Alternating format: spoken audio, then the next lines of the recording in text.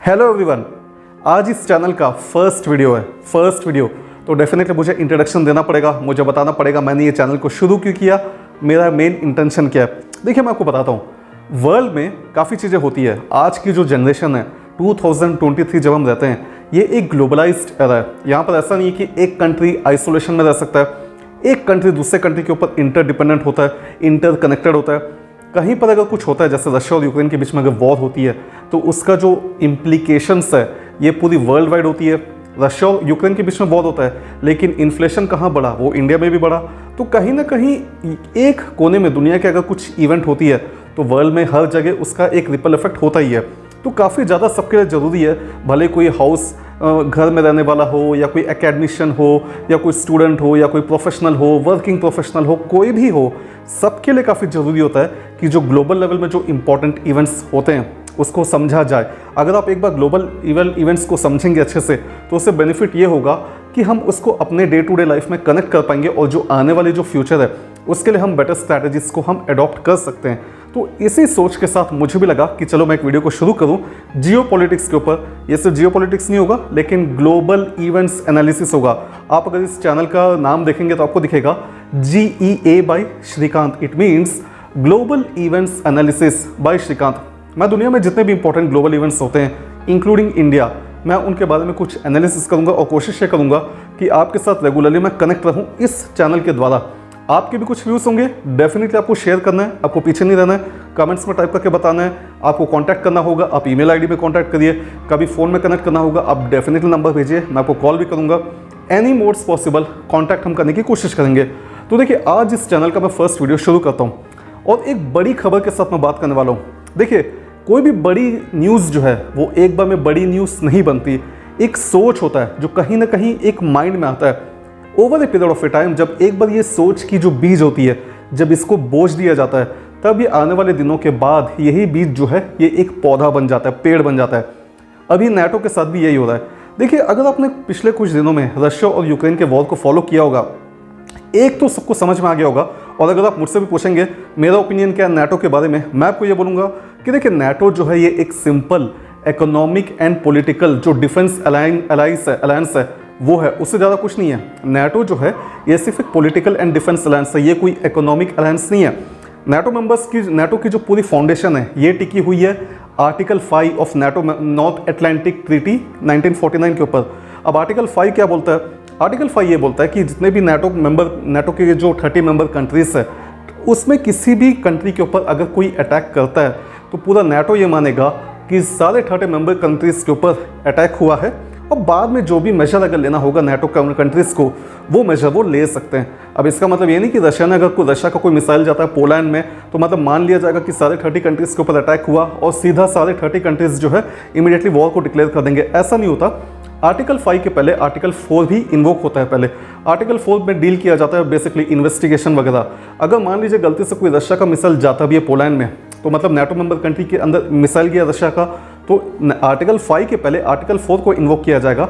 सारे कंट्रीज आपस में मिलकर ये डिस्कस करेंगे कि आखिर हुआ क्या, इंटेंशन क्या था और क्या करना चाहिए। अगर ये कंसल्टेशन नहीं होगा कोई भी कंट्रीज के बीच में, तो गलती हो सकता है। तो ये कंसल्टेशन से बेनिफिट ये होता है कि अगर कोई भी गलत तरीके से अगर कोई वॉर अगर हो सकता है, तो उस वॉर को अवॉइड किया जा सके। तो आर्टिकल 5 सीधा इन्वोक नहीं होता, आर्टिकल 4 पहले आएगा, कंसल्टेशन होगा, और बाद में जिस कंट्री को जो मेजर लेना होगा वो करेगा। अगर किसी को पार्टिसिपेट करना है तो करेगा, अगर नहीं करना है तो नहीं करेगा। जरूरी नहीं है कि सारे 30 कंट्रीज जो है ये इमीडिएटली रिस्पॉन्ड करेंगे। हो सकता है उसमें कोई 2 कंट्रीज अपनी आर्मी मिलिट्री को सपोर्ट करना चाहती हो, कोई 2 कंट्रीज हो सकता है जो कुछ अलग तरीके की एड प्रोवाइड करना चाहते हो पोलैंड को। कुछ कंट्रीज ऐसे होंगे जो कुछ भी नहीं करना चाहते हो। तो ये वॉलंटरी है कंट्रीज के ऊपर। ऐसा नहीं है कि एक बार अगर कोई अटैक हो गया कोई नाटो मेंबर कंट्री के ऊपर तो सीधा अटैक हो जाएगा। तो पूरी जो नाटो की जो पूरी जो सपोर्ट है, फाउंडेशन है, ये है आर्टिकल 5। इससे ज़्यादा कुछ नहीं है। यहाँ पर कोई इकोनॉमिक अलायंस तो है नहीं है। पाकिस्तान की हालत देख लीजिए, पाकिस्तान के पास जितना भी वो बोलेगा हमारे पास न्यूक्लियर वेपन्स है, आज पूरी बैंक्रप्सी के कगार पे बैठा हुआ है। पूरे गांव जितने भी वर्ल्ड में हर कंट्रीज के पास भीख मांग रहा है कि हमको कुछ दे दो, हमको कुछ एड दे दो। कंडीशन क्या है? क्या वो न्यूक्लियर वेपन उसके देशवासी खा सकते हैं? क्या नहीं खा सकते? राइट। तो आपके पास जितना भी, अगर आपके पास मिलिट्री माइट हो, जितना भी आपके पास डिफेंस इक्विपमेंट हो, अगर आपकी खुद की इकोनॉमिक सिचुएशन ही अच्छी नहीं है, तो इसका कोई सेंस नहीं होता। तो मेरी नज़र में अगर आप पूछेंगे तो नाटो भी बस एक डिफेंस और पॉलिटिकल अलायंस है, इकोनॉमिक अलायंस नहीं है। इकोनॉमिक सुपर पावर अगर आपको बोलना होगा तो आप चाइना को बोल सकते हैं, क्योंकि चाइना जो है साल में, पिछले साल अगर आप बात करेंगे 2022 में, वर्ल्ड वाइड $3.9 ट्रिलियन के आसपास उसने एक्सपोर्ट किया था। एग्जैक्ट नंबर मुझे याद नहीं है, लेकिन $3 ट्रिलियन, 3.5, 3.9 ट्रिलियन के आसपास उसने एक्सपोर्ट किया था। वर्ल्ड में आज ऐसी कौन सी कंट्री है जो चाइना के ऊपर डिपेंडेंट नहीं है? सारे कंट्रीज डिपेंडेंट है चाइना के ऊपर। इंडिया भी लार्जेस्ट ट्रेडिंग पार्टनर है चाइना का। तो और अगर वर्ल्ड में अगर आप देखोगे तो यूनाइटेड स्टेट्स जो है ये सबसे ज़्यादा अगर इंपोर्ट करता है तो ये करता है चाइना से। चाइना सबसे ज़्यादा एक्सपोर्ट किसको करता है? यूनाइटेड स्टेट्स को। यूनाइटेड स्टेट्स की सिचुएशन ये है कि ये बहुत ज़्यादा डिपेंडेंट है चाइना के ऊपर। अगर कल चाइना ताइवान के ऊपर अटैक करता है या ताइवान के ऊपर इन्वेड करने की कोशिश किया तो यूनाइटेड स्टेट्स जो है ये इमीडिएटली चाइना के ऊपर सैंक्शंस इंपोज नहीं कर पाएगा, क्योंकि अगर यूनाइटेड स्टेट्स चाइना के ऊपर सैंक्शन इंपोज करेगा तो सबसे ज़्यादा लॉस किसका होगा? यूनाइटेड स्टेट्स का होगा। लेकिन रशिया यूक्रेन के सिचुएशन में ऐसा नहीं था। यूनाइटेड स्टेट्स जो है ये रशिया के ऊपर ज़्यादा डिपेंडेंट नहीं है। तो अगर रशिया अपना बिजनेस बंद भी कर देता यूनाइटेड स्टेट्स से, यूएस को ज़्यादा लूज करने के लिए कुछ नहीं है। लेकिन अगर चाइना के साथ अगर कुछ इश्यू होता है तो यूनाइटेड स्टेट्स बहुत ज़्यादा सफ़र करेगा। अगर चाइना ने अपने गुड्स को बेचना बंद कर दिया यूनाइटेड स्टेट्स को, तो यूनाइटेड स्टेट्स की इन्फ्लेशन बहुत ज़्यादा हो जाएगी। एट द सेम टाइम आपके जो बड़े बड़े कंपनीज है, जैसे टेस्ला को ले लो, एप्पल के ले लो, इसकी मैन्युफैक्चरिंग साइट कहाँ पर है? ये भी तो है चाइना में ही है। तो यूनाइटेड स्टेट्स जो है ये चाइना के आगे इसको झुकना पड़ेगा। ये कहीं भी सैंक्शन इंपोज नहीं कर पाएगा जो ये सैंक्शन कर रहा था रशिया के ऊपर।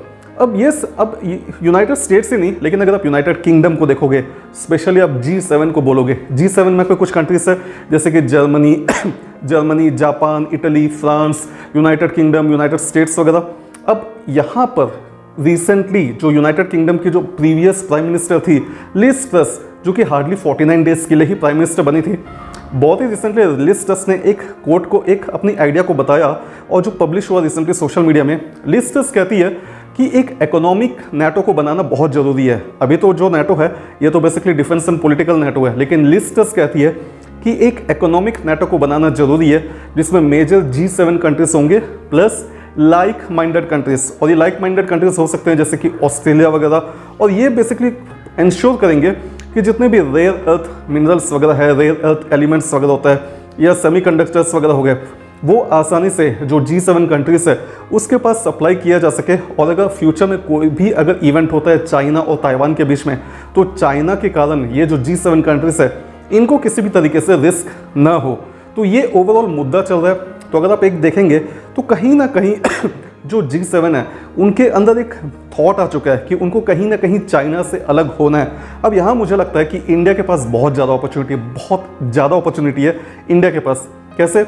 इंडिया, देखिए इंडिया एक अपना न्यूट्रल कंट्री रहता है। इंडिया जो है किसी भी कंट्रीज के साथ पक्षपाती नहीं लेगा, अपना न्यूट्रल स्टैंड रखेगा। वी आर नॉन अलाइंड, हमको अपना ये मूवमेंट रखना है। लेकिन अगर जब G7 को अगर चाहिए, G7 का मेन इंटेंशन है कि जो सप्लाई चेन है, ग्लोबल सप्लाई चेन, उसको चाइना से थोड़ा सा शिफ्ट किया जा सके। अगर चाइना से शिफ्ट करेगा तो आज इंडिया एक ऐसा मार्केट होता है जहाँ पर आपकी सबसे ज़्यादा पॉपुलेशन है वर्ल्ड में। इंडिया एक ऐसा कंट्री हो जाता है जहाँ पर जो कॉस्ट ऑफ मैन्युफैक्चरिंग है ये भी कम हो चुकी है। तो गवर्नमेंट ऑफ इंडिया भी काफ़ी एक्शंस ले रही है कि ताकि जो कॉस्ट है, गुड्स का जो मोमेंटम है इंडिया में, रॉ मटेरियल्स का जो मोमेंटम है, उसके कारण जो कॉस्ट होगा वो भी कम हो, ताकि जो प्राइजेस है हमारे इंडियन मार्केट से जो भी मैन्युफैक्चरिंग होगी वो कॉम्पिटिटिव हो, हमारी कॉस्ट कम हो। तो आने वाले समय में मुझे लगता है ये एक गोल्डन अपॉर्चुनिटी है इंडिया के लिए भी कि इंडिया जो है इस थॉट जो है G7 कंट्रीज़ के अंदर एट प्रेजेंट उसको कैपिटलाइज करे और पुश करे जितना ज़्यादा से ज़्यादा हो सके वेस्टर्न कंट्रीज़ को कि हम आपके लिए हेल्प करेंगे, आपकी जो सप्लाई चेन है इसको डाइवर्ट करने के लिए। इन गवर्नमेंट ऑफ इंडिया काफ़ी इनिशिएटिव ले रही है। प्रोडक्शन लिंक्ड इंसेंटिव स्कीम क्या है? ये भी तो गवर्नमेंट का स्कीम है ताकि जितना ज़्यादा से ज़्यादा मैन्युफैक्चरिंग हो सके वो इंडिया में हो, बाहर से रॉ मटेरियल्स को बाहर से इम्पोर्ट करके आप इंडिया में बेचना नहीं। एलन मस्क और इंडिया के बीच में क्या हुआ था? एलन मस्क का कहना है कि पहले हम टेस्ला के कार्स को बेचेंगे इंडिया में, बाद में हम देखेंगे क्या हो रहा है। लेकिन इंडिया ने बहुत क्लियरली कह दिया हम नहीं चाहते कि आप चाइना में मैन्युफैक्चर करो और इंडिया में बेचो। आपको बेचना है तो आप इंडिया में मैन्युफैक्चर करो, इंडिया में ही बेचो। आपके लिए हम हमारी जो इंपोर्ट ड्यूटी है इसको हम कम नहीं करेंगे, बट आप इंडिया में मैन्युफैक्चर करो, इंडिया में प्लांट एस्टेब्लिश करो, इंडिया में ही बेचो, हमको बहुत अच्छा लगेगा। We are very much open for you. तो गवर्नमेंट का भी काफ़ी ज़्यादा सपोर्ट है इस इंडियन मैन्युफैक्चरिंग के लिए। तो मुझे लगता है आने वाले समय में गवर्नमेंट इंडिया का जो है बहुत गोल्डन अपॉर्चुनिटी है। इंडिया जो है एक की रोल प्ले कर सकता है चाइना की जो सप्लाई चेन है इसको डाइवर्सिफाई करने के लिए। और यहाँ पर हम सबको सोचने की जरूरत है कि हम हमारी तरफ से क्या कर सकते हैं कि हम जो चाइना है इसकी जो डिपेंडेंसी है वर्ल्ड में इसको कम कर सके और जो मार्केट है इसको इंडिया की तरफ हम शिफ्ट कर सके। तो अभी के लिए माय डियर फ्रेंड्स मैं बस यही वीडियो बनाना चाहता था। बेसिकली आज मैंने देखा ये जो वीडियो था लिस्ट 10 का, ये जो आर्टिकल मैंने पढ़ा तो वो उसके बारे में मैं थोड़ा एनालिसिस करना चाहता था, थोड़ा बात करना चाहता था। And the main reason is देखिए आज जो यूनाइटेड स्टेट्स का सबसे लार्जेस्ट पार्टनर है वो है चाइना। और यूनाइटेड स्टेट्स जो है पूरा डिपेंडेंट है चाइना के ऊपर। इसका मतलब यूनाइटेड स्टेट्स काफ़ी एक्सपोज्ड है वल्नरेबल कंडीशन में। यहीं पर हमारे पास सामने एक बेस्ट अपॉर्चुनिटी है कि हम यूनाइटेड स्टेट्स की जो सप्लाई चेन है इसको हम डाइवर्ट करें इंडिया की तरफ। इसमें हम सबको अपना क्रूशल रोल प्ले करना है, हमारे जो इनपुट्स है गवर्नमेंट्स को देना है ताकि गवर्नमेंट भी बेस्ट एफर्ट करे ताकि जो वर्ल्ड वाइड जो प्रोडक्शन हो वो इंडिया से हो। तो माय डियर फ्रेंड्स आज के लिए बस इतना ही।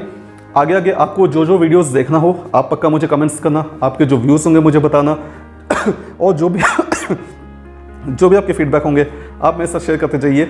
आज के लिए फिलहाल बस इतना ही, अगले वीडियो में फिर मिलते हैं। तब तक अपना ख्याल रखिएगा and thank you very much for watching my videos. Cheers.